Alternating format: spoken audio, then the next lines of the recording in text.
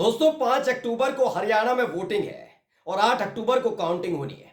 लेकिन उससे पहले ही बीजेपी ने अनुमान लगा लिया है कि इस बार हरियाणा में उनका बेड़ा गर्क होने जा रहा है। वजह यह नहीं है कि कंगना रनौत लगातार कभी किसान आंदोलन को लेकर बदनाम करने की कोशिश करती हैं, कभी कहती हैं कि एक बार फिर से कृषि कानून वापस लेकर आने चाहिए। वजह सिर्फ इतनी भर नहीं है, बल्कि भारतीय जनता पार्टी की जो 10 साल की सरकार हरियाणा के अंदर रही, उसने किसानों के लिए क्या कुछ किया, उसको लेकर भी किसानों में नाराजगी है। सबसे पहले बता दूं, हरियाणा जो है, हरियाणा और पंजाब को हम इस पूरे देश का अन्न वाली जमीन या प्रदेश कहा जाता है। यहीं से हमारे लिए अनाज आता है और पूरे देश की, हमारे पूरे देश के साथ साथ दुनिया के कई देशों की भी भूख ये हरियाणा और पंजाब ही मिटाता है।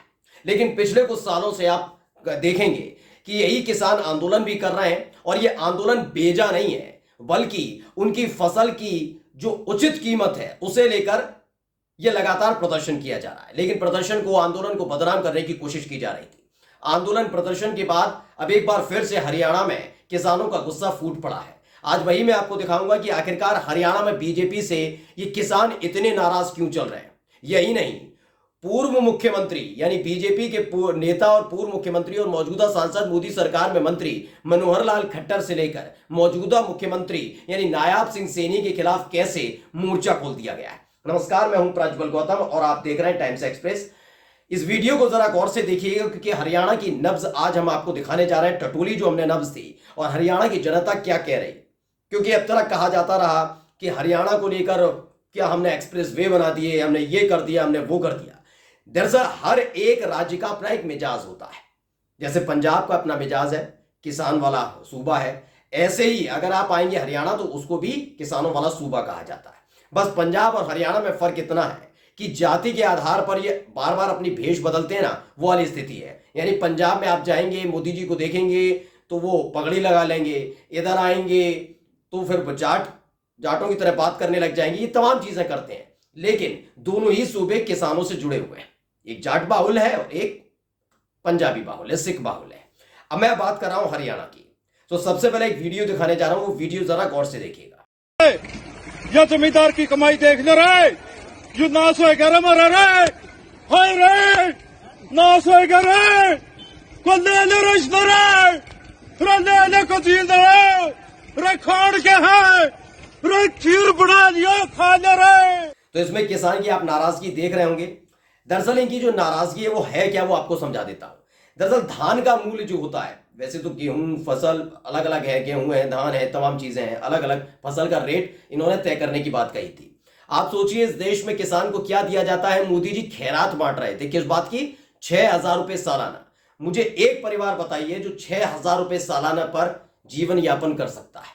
ये किसानों से इस बात की उम्मीद लगाते हैं कि वो 6,000 रुपए सालाना रखने के बाद मोदी जी को दुआएं देगा, किश्त दर किश्त वो पैसा दिया जाता है। लेकिन अब पोल खुलने लगी है। दरअसल एक तरफ आप किसान सम्मान निधि के नाम पर 6,000 रुपए देते हैं, तो वहीं खाद के नाम पर, बिजली के नाम पर, अलग अलग चीजों के नाम पर पैसे ऐंठ भी लेते हैं। यही नहीं, जब उनकी फसल पककर तैयार हो जाती है और वो जब सरकारी जो क्रय केंद्र होते हैं वहां बेचने जाते तो वहां बेच नहीं पाते, बल्कि उन्हें बिचौलियों को, बल्कि उन्हें निजी हाथों में देना पड़ता है और सस्ते दामों पर देना पड़ता है। और इसी ने हरियाणा में बीजेपी के खिलाफ एक विरोध का बिगुल बजा दिया है।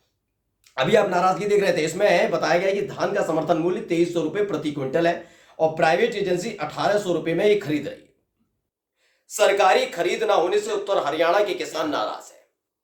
नाराजगी इस बात की है कि जब 2300 रुपए प्रति क्विंटल समर्थन मूल्य तय किया गया, आप देखिए इनके सरकारी कागजात इनके पूरे तैयार रहते हैं कि हमारे यहाँ तो 2300 रुपए है, जो सरकारी मूल्य है, समर्थन मूल्य तैयार किया गया, यानी एमएसपी होती है, मिनिमम रेट जो हो उसका, वो एमएसपी तैयार की गई, वो क्या है? 2300 रुपए। और जबकि सरकारी जो क्रय केंद्र वो काम कर नहीं रहे हरियाणा के अंदर, तो कितना हुआ? वो निजी हाथों में बेचते हैं 1800 रुपए, यानी 500 रुपए का नुकसान सीधे सीधे किसानों को हो रहा है। और इसी की नाराजगी अब हर तरफ देखने को मिल रही है। आपको मालूम ही होगा कि मनोहर लाल खट्टर को हटाकर नायब सिंह सैनी को क्यों लाया गया था। नायब सिंह सैनी को इसलिए लाया गया था क्योंकि जैसे ही लोकसभा चुनाव की तारीखों के ऐलान से पहले ही पंजाब से किसान निकले थे और दिल्ली कूच करना चाहते थे, तभी पंजाब बॉर्डर पर रोका गया था। हरियाणा के किसानों में भी नाराजगी थी, जो किसान कहना चाह रहे हैं उन्हें दिल्ली जाने दिया जाए। लेकिन मनोहर लाल खट्टर मुख्यमंत्री थे और उन्हीं के आदेश पर गांव गांव जाकर क्या किया था, पुलिस ने ऐलान किया था कि अगर किसी ने भी किसानों के आंदोलन में शिरकत की तो उनको ट्रैक्टर लेकर गए तो उनके ट्रैक्टर, उनके पासपोर्ट जब्त कर ली जाएंगे और कार्रवाई की जाएगी। ये थी। जब देखा कि लोकसभा चुनाव में हार करीब आ रही है तो नायाब सिंह सैनी को मुख्यमंत्री बना दिया। लेकिन देखिए नायाब सिंह सैनी के साथ क्या हो रहा है, पहले वीडियो देखिए।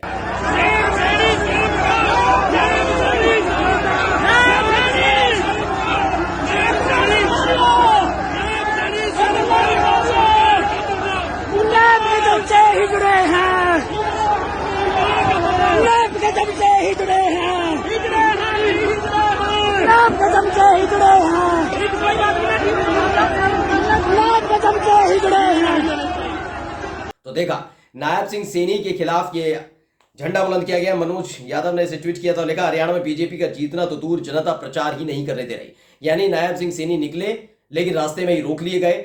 और चूंकि ये जाट बाहुल्य के साथ साथ किसान बाहुल्य प्रदेश है तो ऐसे में उनके खिलाफ काले झंडे दिखाते हुए अपशब्दों का भी इस्तेमाल किया। खैर ये जनता का अपना गुस्सा है। एक और वीडियो मैं आपको दिखाने जा रहा हूँ, वीडियो देखिए। अरे ना आप मैं जिताऊं तुझे, आप तुझे जिताऊं मैं। पकड़ लो इसको, अरे इसको पकड़ लो, ले जाओ पकड़ के, ले जाओ पकड़ के बाहर। हिम्मत कैसे होगी इसकी? अरे पकड़ के ले जाओ इसको बाहर। ये पूर्व मुख्यमंत्री हैं, इन्हें आप पहचान गए होंगे, मनोहर लाल खट्टर। ये पूर्व मुख्यमंत्री हैं और इन्हें अब ये लगता है कि ये जिताऊ उम्मीदवार के तौर पर थे। इसलिए जब खुद एक बीजेपी के कार्यकर्ता ने जो किसान परिवार से ताल्लुक रखता है, जब उस व्यक्ति ने यह कहा कि बीजेपी जीते लेकिन हिसार में बीजेपी का विधायक हारेगा, तो ये अपना आपा खो बैठते हैं मनोहर लाल खट्टर और सीधे सीधे अपनी ही बीजेपी के कार्यकर्ता को धमकी देने पर उतारू हो जाते हैं। दरअसल इन्होंने किसानों के दुख दर्द को कभी समझा ही नहीं। इन्होंने जाट बाहुल जो सूबा है वो जीतना तो चाहते हो, जीते भी, लेकिन उसके दुख को, उसके दर्द को, उनकी बातों को कभी समझा ही नहीं, उनकी भावनाओं को कभी समझा ही नहीं। इन्होंने जाट महिला खिलाड़ियों के साथ क्या किया वो अलग मसला है, लेकिन उसके साथ साथ किसानों के जो मूल है, क्योंकि इन्होंने क्या किया जब किसान आंदोलन किया तो कहा ये थे बड़े बड़े ट्रैक्टर कहां से आ गए, आलिशान टेंट बने हुए हैं, एसी लगा हुआ है, तमाम चीजें हो रही हैं।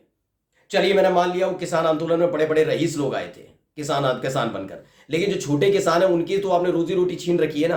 जो फसल उगाते हैं उनकी फसल की सही कीमत आप इसलिए नहीं दे पाते क्योंकि आपने सरकारी के केंद्र तो शटर डाउन कर रखे हैं और निजी हाथों में जाता है। तो आप बड़े बड़े किसानों के लिए तो आप बोल सकते हैं, जो छोटे किसान है वो भी आपको वोट कास्ट क्यों करें। अब मैं बताता हूं कि किसान क्यों वोट कांग्रेस को देगा। पहले राहुल गांधी के इस बयान को सुन लीजिए। आपने मेरा चेहरा मीडिया पे देखा कभी? मैं दिखता हूं क्या? ना, मैं नहीं दिख सकता, क्योंकि वो जानते हैं जिस दिन ये जाके बैठ गया उस दिन ये गरीबों का काम करेगा, ये सारा का सारा पैसा दूसरी तरफ कर देगा। इसीलिए तो मेरे पीछे पड़े रहते हैं, इसीलिए तो हजारों करोड़ रुपए मेरी छवि खराब करने में डाले इन्होंने, क्योंकि ये जानते हैं कि ये जिस दिन आ गया इस दिन ये सारा का सारा पैसा किसानों को, मजदूरों को, बेरोजगार युवाओं को, महिलाओं को देना शुरू कर देगा।